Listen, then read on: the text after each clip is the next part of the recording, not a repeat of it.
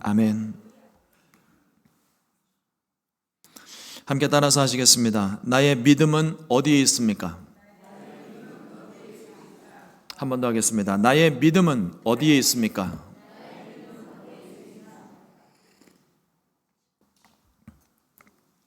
오늘 함께 봉독한 누가복음 8장 22절로 25절의 말씀을 가지고 나의 믿음은 어디에 있습니까? 라는 제목으로 함께 말씀의 은혜를 나누겠습니다. 미국에 온 지 1년이 채 되지 않았을 때 토네이도를 만났습니다. 흔하지도 않은 그 토네이도를 미국에 왔더니 찾아오더라고요. 핸드폰에 토네이도 경보가 떴어요.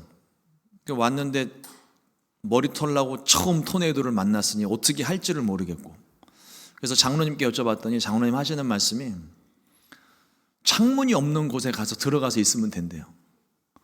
근데 집 어디를 봐도, 그때 아파트에 있었는데 어디를 봐도 창문 없는 곳이 안 보이는 거예요. 그래서 다시 전화를 드렸습니다. 창문 없는 곳이 없습니다, 장로님. 목사님, 화장실 가셔야 돼요. 화장실 가셔서 욕조에 이불 뒤집어 쓰고 누워 계시라고.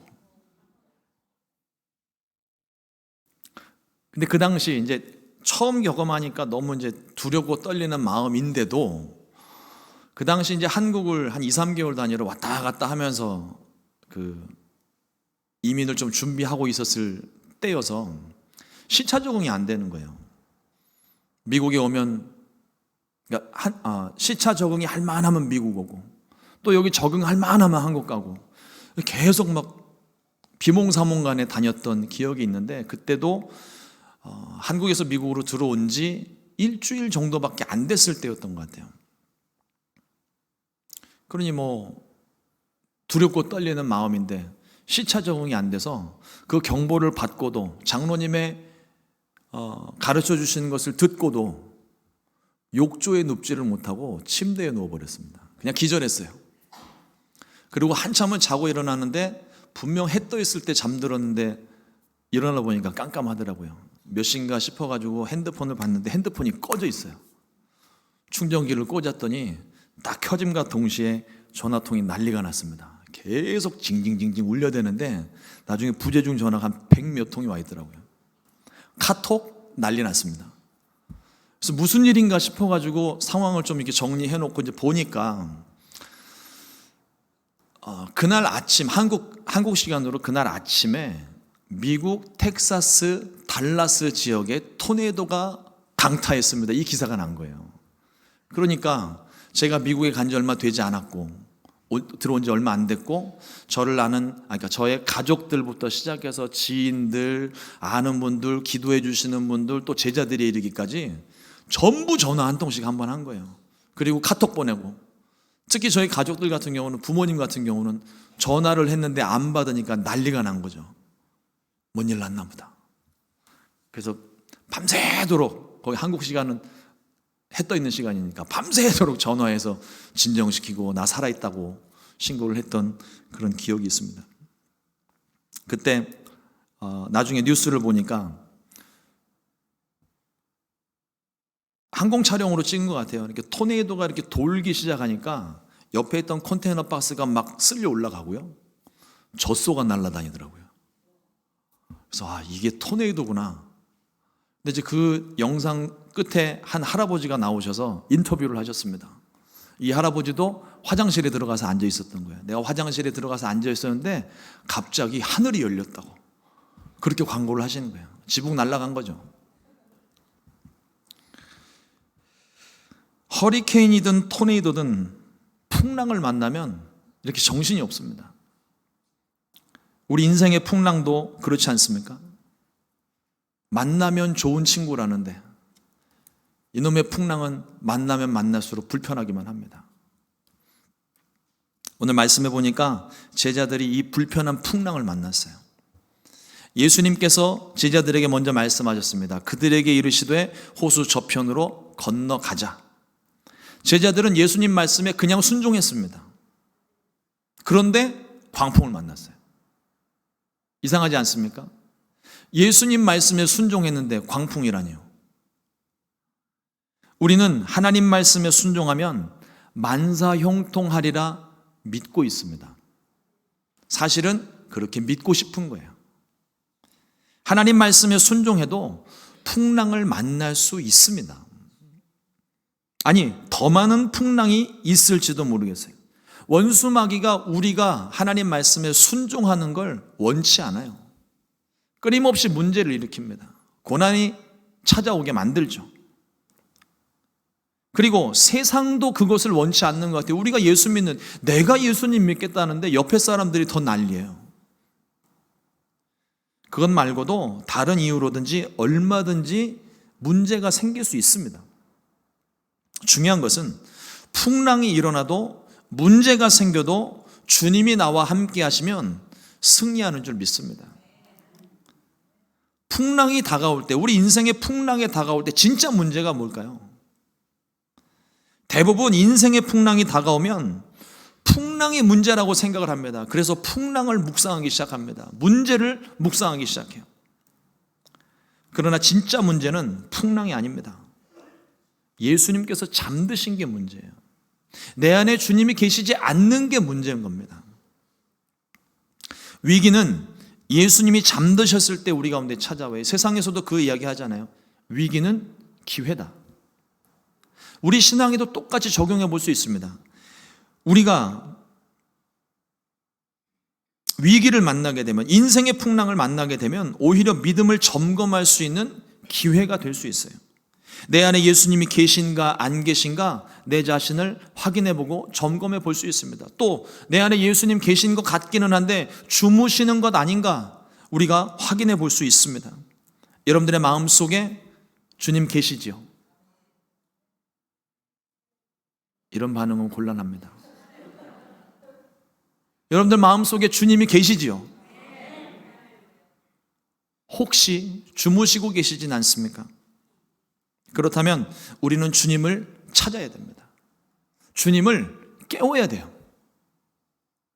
우리는 문제를 만나게 되면 너무 당황한 나머지 믿음은 온데간데 없어지고 그저 혼란스럽게만 합니다. 그래서 문제를 만나면 잠시 방황을 해요. 방향 감각을 잃어버리고 어떻게 해야 될지, 무엇을 해야 될지 모르고 방황을 할 때가 있습니다. 그러나 믿음의 사람들은 결국 주님을 찾게 됩니다. 문제를 만나게 되면 그 사람의 믿음의 깊이와 정도를 확인해 볼 수가 있어요. 문제를 만나면, 결론부터 말씀드립니다. 문제를 만나면 다 주님 앞에 나오게 돼 있어요. 그런데 믿음이 좋으신 분들, 소위 우리가 말할 때 믿음이 좋으신 분들은 하나님 앞에 나오는 시간이 짧아요. 문제 터지면 잠시 방황했다가 이럴 때가 아니지, 기도해야지, 하나님 앞에 나와 기도하는 시간이,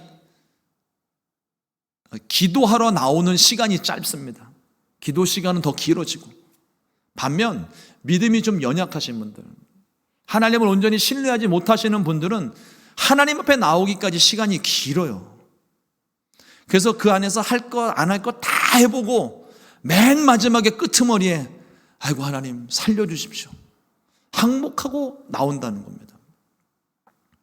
세상에 믿지 않는 사람들도요, 자기 할 것 다 해보고, 하나님 뭐 모르니까 자기 해볼 것 다 해보고 난 다음에 맨 마지막에 하는 기도가 뭔지 아세요? 만일 하나님이 살아계신다면, 이 문제 해결해 주시면 내가 교회 가겠습니다. 결국 우리가 가지고 있는 문제는 하나님이 해결하신다는 거예요.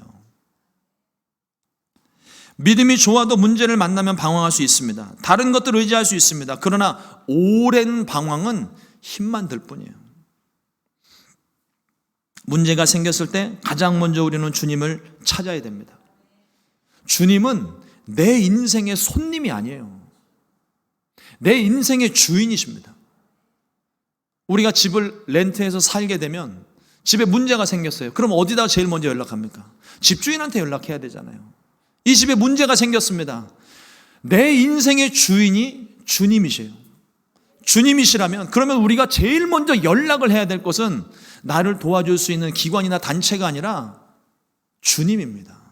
주님께 나와야죠. 기도해야죠.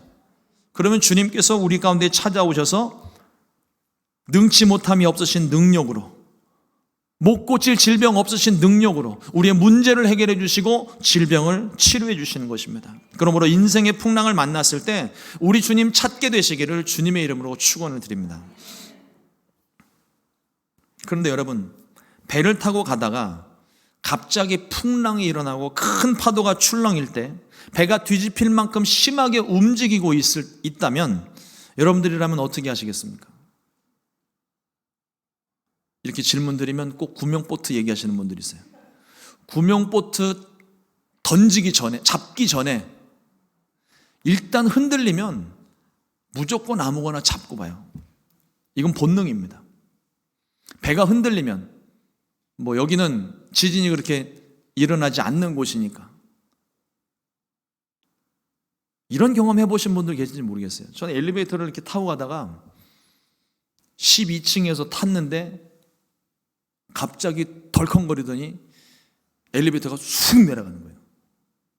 그때는 누가 얘기하지 않아도요, 옆에 있는 난간부터 잡습니다. 흔들리면 일단 잡게 돼 있어요.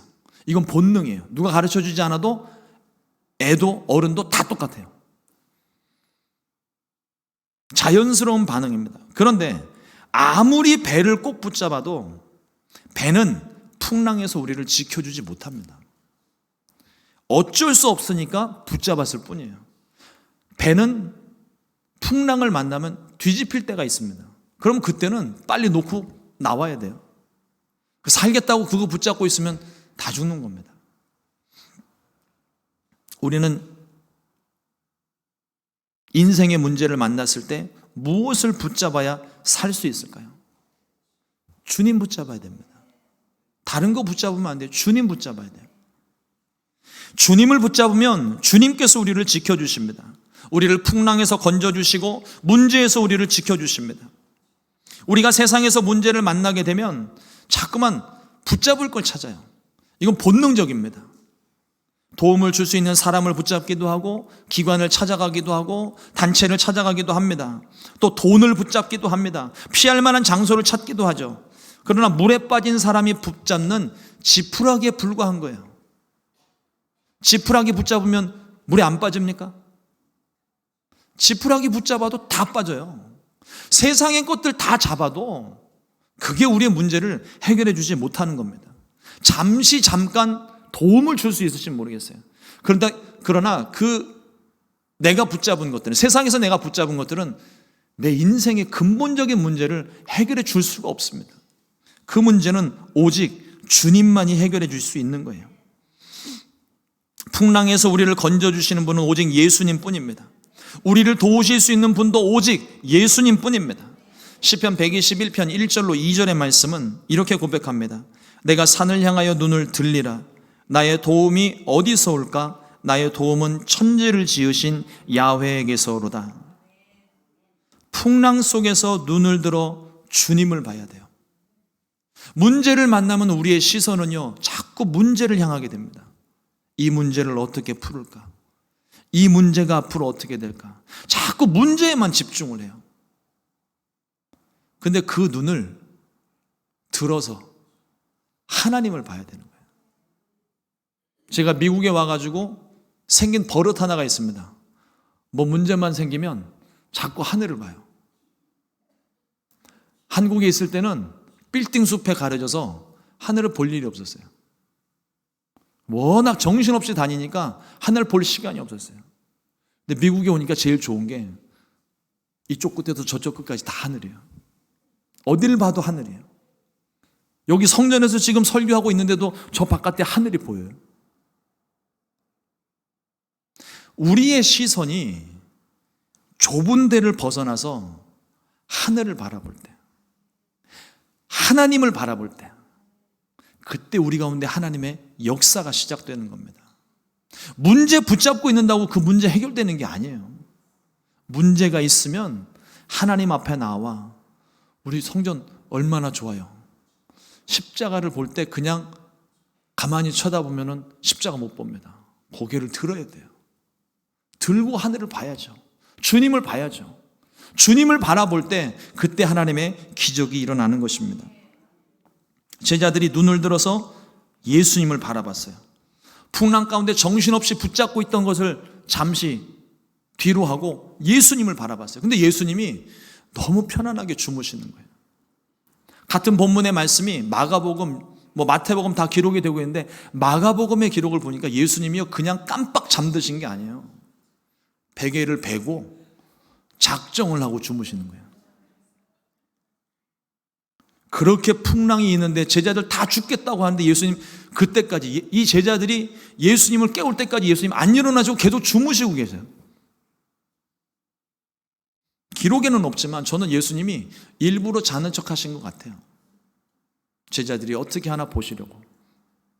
아니 그렇게 요동을 치는데 잠을 잘 수가 있나요?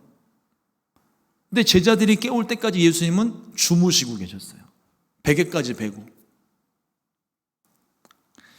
우리가 오늘 말씀을 보면서 바람과 파도를 꾸짖으시고 기적을 행하신 그 사건에만 집중을 하면 안 됩니다. 예수님께서 행동으로 보여주신 메시지가 있어요. 제자들이 허둥지둥 예수님을 깨웠습니다. 제자들이 나와 깨워 이르되 주여 주여 우리가 죽겠나이다. 그제서야 잠에서 깨신 예수님은 바람과 파도를 꾸짖어 잔잔하게 하셨습니다. 그리고 제자들에게 말씀하세요. 너희의 믿음은 어디 있느냐? 이 질문이 오늘 말씀의 핵심이에요. 너희의 믿음은 어디에 있느냐? 오늘 우리에게도 똑같이 물으십니다. 너희 믿음이 어디에 있느냐? 지금 우리의 믿음은 어디에 있습니까? 예수님께서 풍랑 속에서도 물이 배 안에 가득하게 되었을 때도 그 배 안에서 편안하게 주무실 수 있었던 이유는 하나님 아버지를 믿었기 때문입니다. 하나님을 신뢰했기 때문에 그래요. 하나님께서 나를 지키신다. 내 아버지께서 나를, 아들인 나를 지키고 계신다. 하나님에 대한 절대 신뢰가 있었기 때문에 그렇게 요동치는 가운데에도 편안하게 잠을 주무실 수 있었다는 거죠. 예수님은 그 믿음으로 바람과 파도를 꾸짖어 잔잔하게 하셨습니다. 예수님은 이 믿음을 제자들에게, 그리고 우리들에게, 이 말씀을 읽고 있는 저와 여러분들에게 그 믿음에 대해서 가르쳐주고 계시는 거예요. 그렇다면 우리가 문제를 만났을 때 어떻게 해야 될지 이제는 답을 얻을 수 있습니다. 나를 구원하실 하나님을 믿는 겁니다. 나를 지켜주실 주님을 붙잡는 겁니다. 그래야 인생의 문제들이 비로소 해결되기 시작하는 거예요. 문제가 있어서 하나님께 기도할 때 하나님의 응답을 말씀으로 받게 됩니다. 기도하는 가운데 꿈과 환상을 통하여 또 주의 종들의 설교 말씀들을 통해서 하나님께서 내게 주시는 응답의 말씀들이 있어요. 근데 그 응답의 말씀을 받았을 때 문제가 해결되지 않았어요. 그러니까 나중에는 해결되죠. 근데 그 말씀을 받는 그 순간에 문제가 그 즉시로 해결되거나 사라지는 게 아니라는 겁니다. 응답 받았어요. 근데 놀라운 변화가 무엇입니까? 문제가 해결되지 않았는데 여전히 그 환경이 가로막혀 있는데 아무런 변화 없는데 내 마음이 변했어요. 방금 전까지, 응답받기 전까지는 죽을 둥살둥 하나님께 기도했는데, 나 좀 살려달라고 기도했는데 응답의 말씀 받고 나니까 갑자기 마음이 편안해져요. 주님의 말씀을 받았기 때문입니다. 주님이 나와 함께 하신다는 것을 내가 믿었기 때문입니다. 그러니 다시 말씀을 드리면 문제가 나를 죽이는 게 아니에요. 그 문제를 바라보는 내 마음이 죽게 된 거죠. 근데 그 죽게 된 마음에 주님이 말씀 주시니까, 주님이 나와 함께 하신다고 믿어지니까 도저히 일어날 수 없는 일들, 도저히 상상할 수 없는 그 일들이 말씀을 통해서 내가 믿고 싶지 않은데 그냥 저절로 믿어지니까 마음이 편안할 수밖에 없는 거예요. 그게 믿음인 겁니다.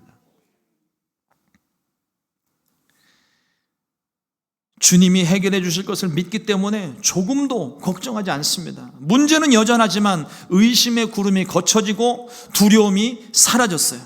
결국 마음의 문제예요. 믿음의 문제입니다. 사랑하는 성도 여러분, 앞선 말씀들을 보면 예수님의 비유의 말씀들이 있습니다. 다 우리가 아는 비유들이에요. 예수님은 씨 뿌리는 비유에서 우리의 마음밭이 좋은 땅이 되어야 된다고 말씀하셨고, 등불의 비유를 통해서는 등불이 등경 위에 있어야 된다고 말씀을 하셨습니다. 우리의 마음은 좋은 땅이 되어야 되고 등불을 잘 비추는 등경 위에 있어야 됩니다. 그런데 아직까지도 이 제자들은 예수님을 온전히 믿지를 못해요. 마음은 근심 걱정으로 가득한 가시덤불 같고 돌짝 같고, 등불도 등경 위에 있는 게 아니라 등경 아래다 내려놓았어요. 예수님이 곁에 계신데도 주무시도록 그냥 내버려 뒀습니다. 그들이 한참 동안이나 배를 붙잡고 방황을 했어요. 주님이 그 안에 계시지 않기 때문에, 주님을 믿는 그 믿음이 없기 때문에.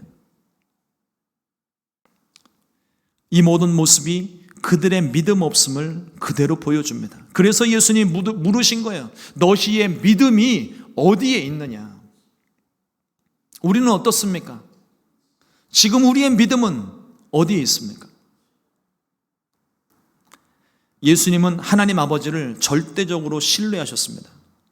그리고 부활의 주님께서 제자들에게 그리고 우리에게 약속하신 말씀이 있죠. 내가 세상 끝날까지 너희와 항상 함께 있으리라. 성령님께서 우리와 함께 하십니다.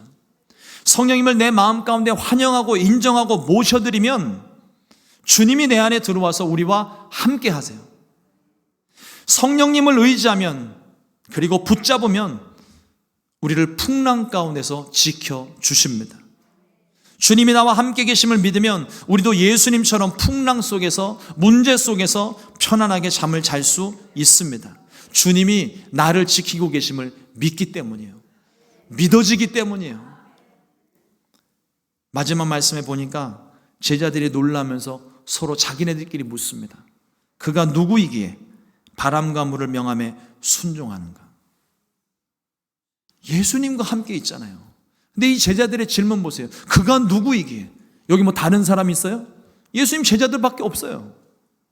근데 이 제자들이 지금 예수님을 바라보면서 묻는 질문이 그가 누구이기에? 그들의 믿음 없음을 보여주는 거거든요. 그는 예수님이십니다. 그리스도시요 살아계신 하나님의 아들이십니다. 하나님이신 예수님께서 저와 여러분들의 마음에 찾아오셨어요. 그리고 우리를 지켜주시고 돌봐주십니다. 무슨 문제가 있든, 무슨 걱정이 있든, 어떤 질병이 있든 주님이 하시는 거예요. 나이가 무슨 상관이에요? 상황이 뭐가 문제겠습니까? 주님이 원하시면 하실 수 있습니다. 주님이 원하시면 고치실 수 있습니다. 주님은 못 고칠 질병이 없고 능치 못함이 없으신 분이십니다. 그러므로 문제를 만났을 때 의심하시기 전에 주님을 먼저 찾게 되시기를 주님의 이름으로 축원합니다. 두려움이 생기거든 주님을 붙잡게 되시기를 주님의 이름으로 축원합니다. 내 힘으로 먼저 다 해보고 안 되니까 주님 의지하지 말고 즉시로 주님께 기도하고 구하십시오. 어떤 목사님이 좀 적나라한 표현을 사용을 하셨는데 저는 그 표현이 너무 마음에 들어요. 주님도 그러실 것 같아요. 우리 주님이 쓰레기통이냐고, 우리 주님이 무슨 폐기물 처리장이냐고. 그 말씀을 하신 배경이 뭐냐면 내 할 거 다 해놓고 안 되니까 하나님 앞에 나오고, 나 쓸 거 다 써놓고 남는 거 하나님께 드리고, 내 시간 나를 위해서 다 사용하고 난 다음에 시간이 있으면 교회를 가고.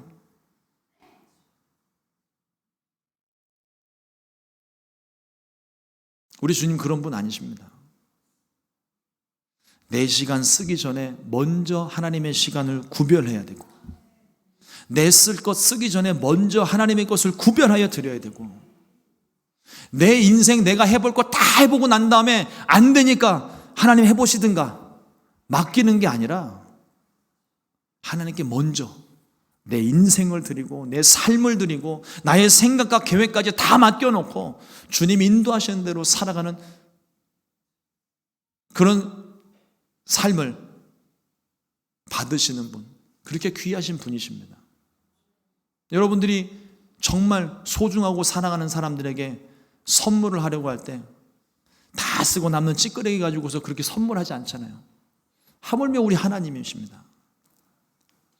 하나님께 예배하는 것 가장 우선순위에 있어야 되고, 가장 먼저 드려야 되는 것이고, 가장 귀한 것으로 드려야 되는 것이고,